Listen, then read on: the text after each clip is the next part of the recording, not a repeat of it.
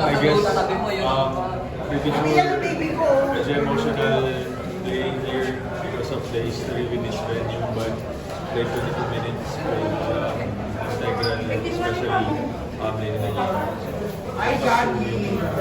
Processes mo. Thank you. To be honest, ako naman, I was ready prior to playing yung first game ko, and then ngayon, I guess it's shown naman na medyo kalawang pa yung ano ko. Dami kong open shots na hindi ko pa nasi-shoot na I usually nasi-shoot ko naman. Siguro, it will take time. I don't know, sana soon bumalik na. Well, actually, may tatanong sa akin na, ba't naglalaro ko sa inahan? Parang ganun. So, akin naman, di kasi ako naniniwala sa malas at sa swerte. It's just, the Lord allowed it to happen sa buhay ko. And I believe na the Lord is sovereign sa buhay ko, in control sa lahat ng bagay. I know it's hard to hear na tatlong injury dito, so tas di ako naniniwala, but ako lang, I take comfort in that that the Lord is in control sa buhay ko. And ang dami namang blessings na nangyari. So, ngayon, I'm just grateful na nanalo kami. First half kanina, medyo masama. Parang, bawat pasok ko, parang lumalayo yung San Miguel. Then, of course, thankful ako kay Coach Jong na yung quarter na parang for third, lamang pa sila ng 19. With JP, nagtiwala pa rin siya sa akin na ginamit pa rin ako ng fourth quarter.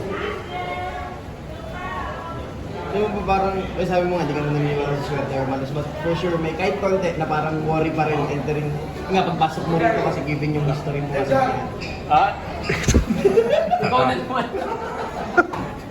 I'll be honest, sa mga nagtatanong sa akin, sometimes I don't know what to answer, but as I've said, going to today's game, di ko naman naisip actually, I'm just excited na nakakalaro na ako. I know that I'm healthy, thankful ako sa support system ko kay Selena, yung sa medical team ko, sa physio lab na nag-alaga sa akin ng 1 year.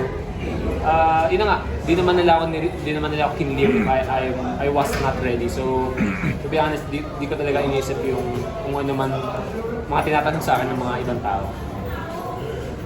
So, only gonna get, kumbaga, the decision in the conference is lang for you. So, siguro lang ikaw, personally, ano lang yung gusto mong i-improve, well, aside from the obvious things that you mentioned here? Yun na nga, si Coach yung sinasabi niya naman na parang first game binrating niya ako. Then sabi niya little by little daw yung ano niya sa akin. I was surprised na yun na nga, parang tiktikan niya daw, bigla niya ako ginamit ng court. And I was really grateful for that, and I really feel baka... Welcome back, brother! Thank you, brother.